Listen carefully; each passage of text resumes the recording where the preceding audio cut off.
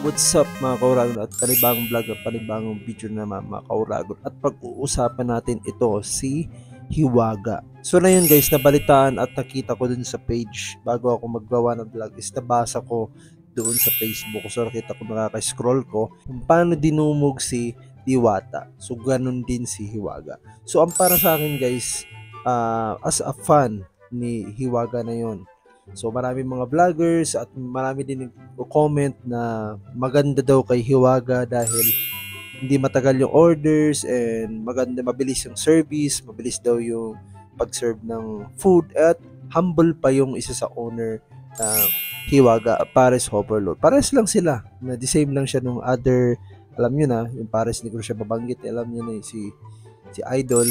So ganun din, free soft drinks din siya and may pares ka din. Yan, kompleto ng mga ano nila. At maganda nito kasi dati, pwesto lang siya guys sa Litex sa Manila. So na yun, nasa Quezon City na siya na yun. So kita nyo na, ayan, kitang-kita nyo na ito, itong kabila na to, at ito. So makita nyo naman guys, iba yung pinagbago ng kanyang branch. So isipin mo, konting kapital, lumaki din yung kapital ni Hiwaga, is nagtayo na siya ng sarili niyang branch. Sipin mo, meron na siya sa meron siya sa Litex sa Manila at meron din siya sa Quezon City. Sipin mo yan. At maganda nito guys, is nakita sila ni Diwata at itong si Hiwaga. So yung dalawang makapareho pero magkalayo din ng pangalan. Pareho sila pares guys, isipin mo. Pero para sa akin, vote ako guys sa attitude. Para sa akin si Hiwaga, para sa akin. Kasi si Diwata is galing talaga siya sa wala.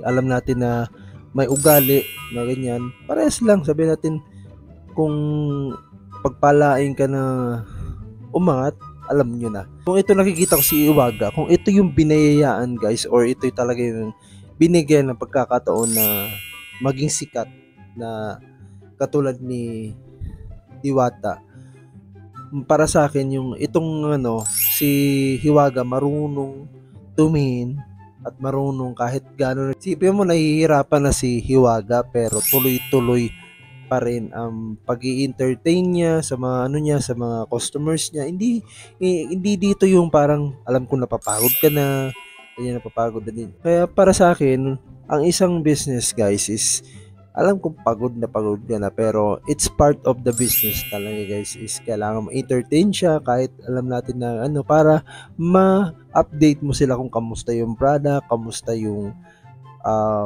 food mo, kung okay ba or luto ba siya o ganyan, para ma-update mo yung isang customer. Kaya ito nagustuhan ko kay Hiwaga dahil marunong siyang mag-entertain at masarap daw yung mga pares. Kaya na yun, so makikita yung mga post ko, itong bagong yung post sa Facebook niya, dinumog siya na yun sa Quezon City, ito si Hiwaga. So para sa akin, Hiwaga, congratulations at isa ka na naman sa pinakamainit at binalik mo yung isa sa pinakamalakas na paresan dito sa buong Pilipinas. So palakpak tayo kay Hiwaga dahil isa na naman sa pinaka nagpalakas ng pares at nag-inspire ng paresan dito sa Pilipinas. So yan, Hiwaga lang, saka lang.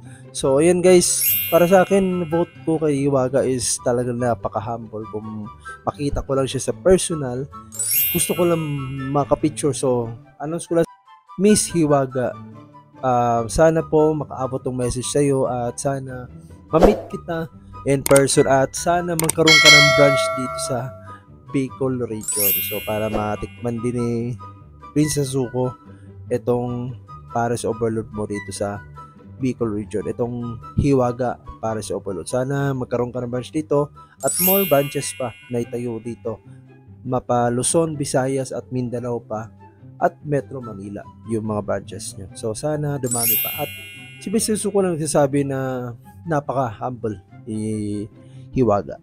So kung pupunta kayo dito, meron silang branch dito sa Litex at meron din sila sa Quezon City. So punta na dito mga kaurago natin at sana nagustuhan nyo yung ating vlog at huwag nyo kalimutan pala mag-subscribe update ka sa mga videos ko at mag-like at share na din para lagi kang update sa mga ilalabas kong malulupit na vlogs, travel vlogs at ano pang mga vlogs ko na ilalabas. Lagi kang update. So huwag mong kalimutan mag-like and subscribe na din mga Kuragon. At sana na-enjoy nyo tong video natin about kay Hiwaga Palace Overload. So see you mga Kuragon and see you sa next video. Peace out mga Kuragon. Bye bye. Subscribe now. Peace out. Shush.